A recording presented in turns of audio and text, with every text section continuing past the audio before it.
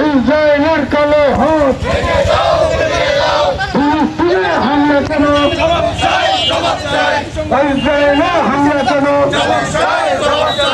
তালেবানের কালো হাত দে জবাব দে, জাতিসংঘ জবাব দে।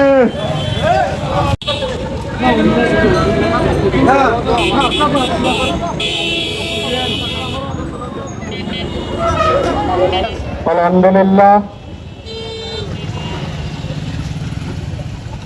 সম্মানিত তৌহিদি জনতা, মুসলিম ভাই ও বোনদের, মাসুম বাচ্চাদের প্রতিনিয়তই ওই ইসরায়েল ইহুদিবাদী গোষ্ঠী হত্যা করে যাচ্ছে।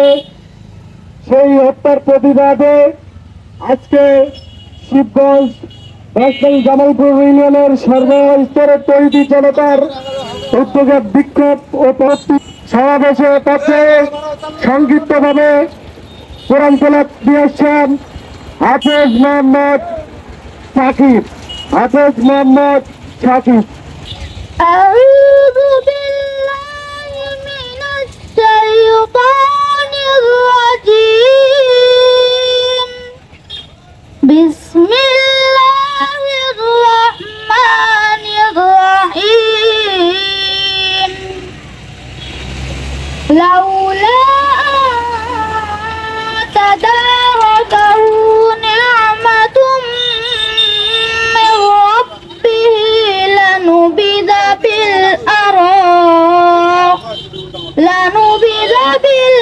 بالأراء وهو مذموم فاجتباه ربه فجعله من الصالحين وإن يكاد الذين كفروا ليزلقونك بأبصارهم لما سمعوا الذكر ويقولون إنه لمجنون وما هو إلا ذكر للعالمين. صدق الله العلي العظيم. সমাবেশের মধ্যে সংক্ষিপ্তভাবে বক্তব্য নিয়ে আসছেন মোহাম্মদ আবু সাইদ। মোহাম্মদ আবু সাইদ। আসসালামু আলাইকুম ওয়া রাহমাতুল্লাহ। উপস্থিত সম্মানিত তৌহিদি জনতা, আপনারা আজকে দেখতে পাচ্ছেন আমরা বাংলাদেশের মুসলমানরা শান্তিতে থাকতে পারলেও এই ইসরায়েলি বাহিনী গাজায় যে নির্মম হত্যাকাণ্ড চালিয়ে যাচ্ছে এর বিরুদ্ধে আমাদেরকে আন্দোলন সংগ্রাম চালিয়ে যেতে হবে।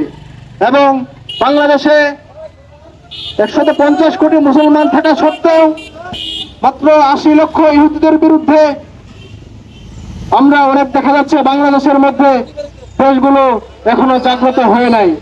এই জন্য আমরা মুসলমান, আমাদের সেই ইতিহাস ভুলে গেলে চলবে না, সে বদর উহুদ খন্দকের ইতিহাস ভুলে গেলে চলবে না। সম্মানিত তৌহিদি জনতা, আমাদেরকে সেই রকম ভাবে রাজপথে লড়াই করতে হবে। নদীর স্রোতে ভেসে চলা কচুরিপানার মতো একই সাথে তাল মিলিয়ে চললে হবে না। সমুদ্রের উত্তাল ঢেউয়ের সাথে যেমন খড়কুটো তাল মিলিয়ে চলে সেইভাবে চললে হবে না। আমাদেরকে নদীর বিপরীত মুখে দাঁড়িয়ে দুঃসাহস করে চলার মতো সাহস বুকে রাখতে হবে। আমাদেরকে সমুদ্রের উত্তাল তরঙ্গ ঢেউয়ের বিপরীত মুখে দাঁড়িয়ে থাকার মতো দুঃসাহস বুকে রাখতে হবে, তাহলে আমরা সফল হতে পারবো। আপনারা দেখতে পাচ্ছেন এই রমজান মাসে এই সেহরির সময় ছোট্ট নিষ্পাপ শিশুদের যে ইসরায়েল বর্বরতা হামলা চালাচ্ছে এর বিরুদ্ধে অনেক মুসলিম রাষ্ট্র চুপ করে আছে।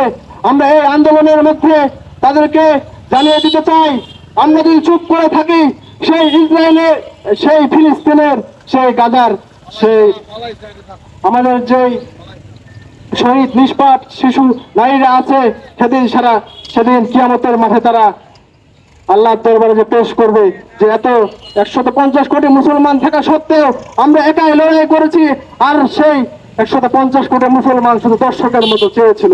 সেই জন্য আমাদেরকে আর যত এরকম অন্যায় অবিচার হোক না কেন একসাথে লড়াই করতে হবে। সকল রাজনৈতিক মতবাদ সবকিছু বাদ দিয়ে এক কাতারে দাঁড়িয়ে মুসলিমদের পক্ষে থেকে ইহুদি খ্রিস্টানদের বিপক্ষে আমাদের লড়াই সংগ্রাম চালাতে হবে।